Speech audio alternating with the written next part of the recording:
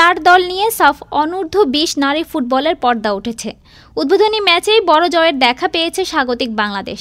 উদ্বোধনী ম্যাচে শ্রীলঙ্কাকে রীতিমতো উড়িয়ে দিয়েছে বাংলার মেয়েরা। সাগরিকার হ্যাটট্রিকে লঙ্কানদের ৯-১ গোলে হারিয়ে সাফে শুভ সূচনা করেছে পিটার বাটলারের শিষ্যরা। 11 জুলাই বসুন্ধরার কিংস অ্যারেনা স্টেডিয়ামে প্রথমার্ধে শ্রীলঙ্কার জালে 3 বার বল পাঠায় বাংলাদেশ। মোসাম্মদ সাগরিকা হ্যাটট্রিক ও মুনকি আক্তার করেন 2 গোল।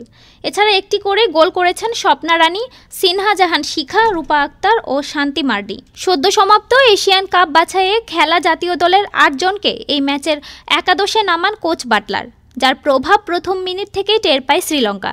ম্যাচের দ্বিতীয় মিনিটেই বাংলাদেশকে গোল এনে দেন স্বপ্না রানী। 19 বছর বয়সী মিডফিল্ডার গোলটি করেন সরাসরি ফ্রি কিক থেকে। আর এরপরেই একাধিক আক্রমণ করে বাংলাদেশ, তবে নিশানা ভেদ করতে পারেনি। ম্যাচের 37 মিনিটে তৃতীয় গোলের দেখা পায় স্বাগতিকরা। ম্যাচে নিজেদের প্রথম গোলের দেখা পান সাগরিকা। বিরতি থেকে ফিরে 48 মিনিটে নিজের দ্বিতীয় ও দলের চতুর্থ গোল করেন মুনকি। 49 মিনিটে শান্তি মার্ডির লম্বা ক্রসে 5 হয়ে বল জালে পাঠান সিনহা। এরপর ম্যাচের 52 ও 58 মিনিটে গোল করে হ্যাটট্রিক পূর্ণ করেন সাগরিকা।